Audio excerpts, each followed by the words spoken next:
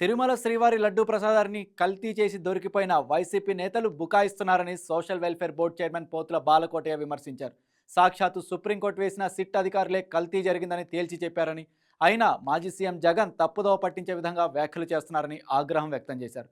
12,55,00,000 లీటర్ల కల్తీ నెయ్యికి సంబంధించిన అవినీతి డబ్బు వైసీపీ నాయకులకు అందిందని చెబుతున్న బాలకోటయ్యతో మా special correspondent Kumar Chand face to face. ప్రస్తుతం రాష్ట్ర సంచలనాత్మకంగా మారినటువంటి కల్తీ నెయ్యి అంశం మీద మనతో మాట్లాడేందుకు సోషల్ వెల్ఫేర్ బోర్డు చైర్మన్ పోతుల బాలకోటయ్య మనతో పాటు ఉన్నారు. అడిగి తీసుకునే ప్రయత్నం చేద్దాం పలు విషయాలని. సార్, ప్రస్తుతం బయట మీడియాలో, ఇతర మీడియాల్లో కూడా సిబిఐ కల్తీ నెయ్యి అనేది లేదు, అసలు దానిలో ఏమీ జరగలేదు, క్లీన్ చిట్ ఇచ్చిందని చెప్పి కొన్ని పత్రికల ద్వారా వైసీపీకి సంబంధించిన మీడియా కొన్ని ప్రచారం చేస్తున్నాయి. వాటి మీద మీ అభిప్రాయం ఏంటి? అంటే మీరైతే మాత్రం ఖచ్చితంగా సిట్టు ద్వారా మొత్తం నిజాలు నిగ్గుదేలుతున్నాయి అని చెప్పి మీరు చెప్తున్నారు. దాని మీద మీ కామెంట్ ఏంటి? నమస్తే. తిరుపతి లడ్డూలో కల్తీ నెయ్యి కల్తీ జరగలేదు. ఏం జరిగింది? ఏం జరిగిందో చెప్పానండి వైసీపీ నాయకులు. సిట్ ఏం చెప్తుంది? కల్తీ జరిగిందనే చెప్తుంది. కల్తీ ఎలా జరిగిందనే అంశం వేరు.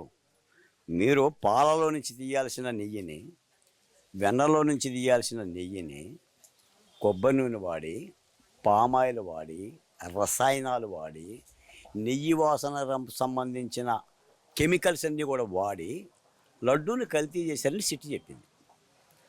తద్వారా దాదాపు 59 లక్షల కిలోల నెయ్యిని మీరు సరఫరా చేశారు. కల్తీ నెయ్యిని 235 కోట్ల రూపాయలకే మీరు లూటీ చేశారు.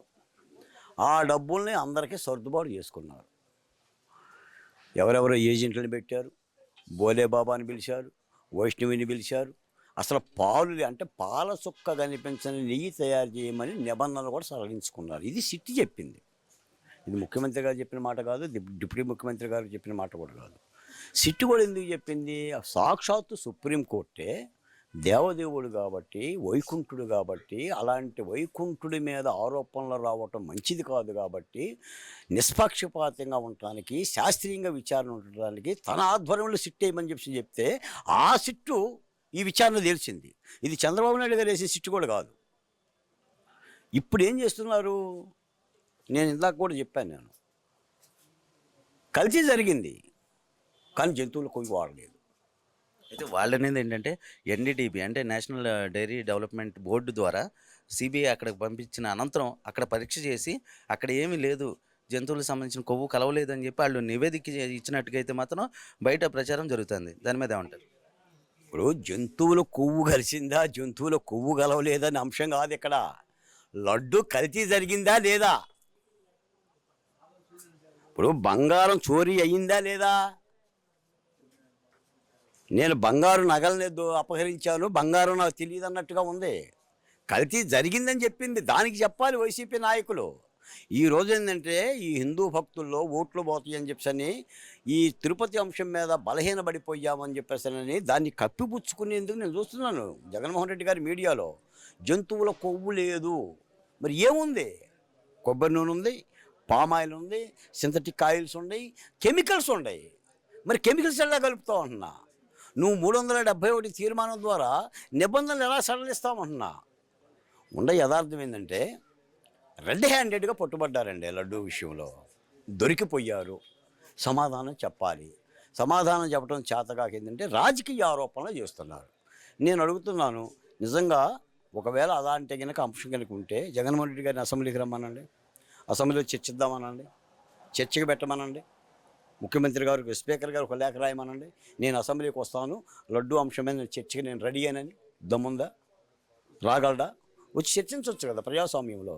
అందుకని తప్పనిసరిగా ఈ లడ్డూ అంశంలోనే కాదు, మద్యం విషయంలో కూడా రెడ్ హ్యాండెడ్గా దొంగలా దొరికారు. ఇంకా ఇంతటితో కూడా ఇది పోయేది కాదు. మీకు ఒక ఉదాహరణ చెప్తాను సార్. టీటీడీ చైర్మన్గా పనిచేసిన వైవి సుబ్బారెడ్డి గారి పిఏ చిన్నప్ప అకౌంట్లో 4,80,00,000 రూపాయలు ఉన్నాయి. ఈ విచారణ నేపథ్యంలో వెంటనే ఆ అమౌంట్ని 95% అమౌంట్ని ఇతర అకౌంట్లకు ట్రాన్స్ఫర్ చేశారు. చిన్నప్పరెడ్డి దగ్గరే 4,80,00,000 ఉంటే మరి పెద్దప్పరెడ్డి దగ్గర ఎంత ఉంది? ఆ పెద్దపరెడ్డి దగ్గర ఎంత ఉన్నాయి, ఇవన్నీ కూడా ప్రశ్నలు. తప్పనిసరిగా దీన్ని అయితే తప్పించుకోలేరండి. ఎందుకంటే సిట్టు కూడా చాలా పకడ్బందీగా విచారణ చేసింది, చాలామందిని విచారించింది, అన్ని ల్యాబులు తిరిగింది, నివేదికను సమర్పించి సుప్రీంకోర్టుకి ఇచ్చింది. తప్పనిసరిగా తిరుపతి కొండ మీద దొంగలు వైసీపీ వాళ్ళనేది తేలిపోయింది. ఈరోజు కాకపోయినా రేపైనా సరే ప్రజలకు సమాధానం చెప్పాలి, దేవదేవుని ఎదుట మాత్రం క్షమాపణ చెప్పాల్సిన అవసరం ఉంది. అయితే మరొక అంశం ఏంటంటే హవాలా ద్వారా లంచాలు ఇచ్చి మరి ఈ కల్తీనేకి సంబంధించి అంటే భోలేబాబా డైరీకి సంబంధించి ఇవన్నీ కొనుగోలు చేశారు, ఇవన్నీ కూడా చేశారు, ల్యాండరింగ్కి సంబంధించి అన్నీ చేశారని కూడా ఆరోపణలు ఉన్నాయి. దాని మీద ఏమంటారు, క్లారిటీ ఏమిస్తారు? మీకు ఇంకో మాట కూడా చెప్తున్నాను. సిట్టు దర్యాప్తులో రేపు మాపు సిట్టు మీకు వచ్చిన తర్వాత మీరు చూడండి, మీరు అన్నట్టుగా ఈ సంస్థలో ఏజెంట్లను పెట్టుకొని హవాలా ద్వారా నీకింత నాకింత అని చెప్పి డబ్బులు పంచితే అది విజయవాడ ప్రాంత వైసీపీ నాయకులు కూడా వచ్చింది. విజయవాడ ప్రాంత వైసీపీ నాయకులకి 12,55,00,000 రూపాయలు వచ్చిందని చెప్పి సిట్టు చెప్పింది అందులో. మరి ఈ విజయవాడ ప్రాంత వైసీపీ నాయకులు అంటే ఎవరు? దేవినేని అవినాష్ గారా, లేదా జోగి రమేష్ గారా, ఎల్లంపల్లి శ్రీనివాస్ గారా, మల్లాది విష్ణు గారా, లేదా గొల్లపూడిలో ఉండే తలసిల రఘురామ్ గారా? వీళ్ళే కదా ముఖ్యమైన నాయకులు. మరి వీళ్ళకి ఎంతెంత చేరింది అంటే ఇదంతా కూడా ఒక ముఠాగా, అంటే వాలంటరీ కార్యకర్తలని, వైసీపీ వాలంటరీ కార్యకర్తలను పెట్టుకొని తన పార్టీ విధానాలని, తన ఫోటోలని, తన నవరత్నాల లోగోని ఎలా అయితే మోసుకునే బాధ్యత తప్పు చెప్పిందో, అలాగనే ఈ డబ్బును ఓడిందంటే 10 మంది కలిపేసేసి పంచుకున్న వైనం కనిపిస్తుంది. ఇది పెద్ద గూడు పుటాన్ని, ఇది కావాలని చేసిన ఒక నేరపూర్తి. అంటే నిజానికి ఏంటంటే నాకు తెలిసి జగన్మోహన్ రెడ్డి గారు తన ముఖ్యమంత్రి పదవి నుంచి దిగిపోతానని ఆయన అనుకోలేదండి. మళ్ళీ నేనే ఉంటాను కాబట్టి మొత్తం కూడా లూటీ చేద్దాం, ఇవన్నీ కనిపించవని అనుకున్నాడు. తెలిసి ఏంటంటే 24 ఎన్నికల్లో ప్రజలు ఆగ్రహించడం మూలాన, మాలాంటి వాళ్ళు ఉద్యమాలు చేయటం మూలాన, రాష్ట్రం అంతా పరిస్థితి బాగుపడటం మూలాన దిగిపోబట్టేసి ఈ పుట్టబగిలి ఒక్కొక్క పాము బయటకు వస్తుంది, కానీ లేకపోతే ఈ పాములు కూడా బయటకు వచ్చేవి కావు. అందుకని ఇప్పటికైనా ఏంటంటే దేవదేవుని జరిగిన అపచారంలో వైసీపీ నాయకులు ప్రేలాపన చేయకూడదు. అది చంద్రబాబు నాయుడు గారి మీద చేసినట్టు కాదు, మళ్ళీ ఆ దేవుణ్ణి మీరు అపవిత్రం చేస్తున్నారు. ఎంత నోరు మూసుకొని కూర్చుంటే అంత మంచిది. ఒక్కొక్కడు హైదరాబాద్లో కూర్చొని అక్కడ అధికార ప్రతినిధిగా నోటికి వచ్చినట్టు వాగుతూ ఉంటుంటారు. నేను మీకు మాట చెప్తాను, మీకు భూమన కరుణాకర్ రెడ్డి చంద్రబాబు నాయుడు గారు ఆడిన అబద్ధాలకి గుండు కొట్టాలి అని చెప్పేసి మాట్లాడుతుంది. ఎవరు గుండు కొట్టాలి? భూమన కరుణాకర్ రెడ్డికే గుండు కొట్టి గుడి చుట్టూ తెప్పాలి. వైవి సుబ్బారెడ్డి గుండు కొట్టి గుడి చుట్టూ చెప్పాలి. పాపులు మీరు, మీ పరిపాలన 19 నుంచి 24 వరకు జరిగిన పాపాలు మీరు. తప్పనిసరిగా ఏంటంటే రాజకీయ ఆరోపణలు కాదు, తప్పనిసరిగా దేవదేవునికి సంబంధించిన ప్రతి నేరస్తులు కూడా పట్టుబడాల్సిన అవసరం ఉంది. ఇప్పటికే సిట్ట పని చేస్తుంది, దీని విచారణ పర్వం వేగవంతం అవుతుంది. అసలు నాకు తెలిసి అంటే ఇప్పుడు నేను కూడా జర్నలిస్ట్గా గాను, లేదంటే ఆంధ్రప్రదేశ్ పౌరుడిగా తిరుగుతున్నాను. ఏనాడు కూడా నా జీవితంలో లడ్డూ కల్తీ జరిగిందనే మాట నేను వినలేదండి. వైసీపీ పరిపాలనలో ఇప్పుడు తప్ప అసలు అలాంటి అవకాశం, అలాంటి దుర్మార్గానికి పాల్పడే ఏ ముఖ్యమంత్రి లేడు. రూపాయి పరంగా రూపాయిని ఏదైనా లూటీ చేస్తే, రూపాయిని ఏదైనా అవినీతి చేస్తే, కాంట్రాక్టులో లాభాలు అర్జిస్తే ఆ అంశం వేరు.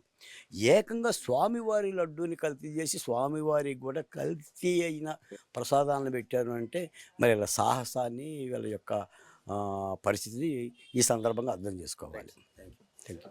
ఇది ఏదైతే ఇప్పటివరకు వైసీపీకి సంబంధించి అంటే పెద్ద ఎత్తున అయితే మాత్రం కల్తీకి సంబంధించి ఒక అవినీతికి అయితే పాల్పడ్డారని, అదేవిధంగా సిట్టు ప్రస్తుతం ఇచ్చినటువంటి నివేదిక ఏదైతే ఉందో దానిలో క్లియర్గా అయితే దానిలో మెన్షన్ చేస్తుందని, కల్తీకి సంబంధించి కల్తీ జరిగిందన్న విషయం తేటతెల్లమైందని, అదేవిధంగా రానున్న కాలంలో మొత్తం దీనికి సంబంధించి అంటే ఇప్పటికే ఏదైతే వైసీపీ నేతలు చేసినటువంటి ఏదైతే అవినీతి ఉందో అది మొత్తం బట్టబయలు పరిస్థితి ఉందని కూడా పోతుల రామకోట అయితే చెప్తున్నారు. కెమెరా పర్సన్ వంశీతో కుమార్ చంద్, వైకే న్యూస్, విజయవాడ నుంచి.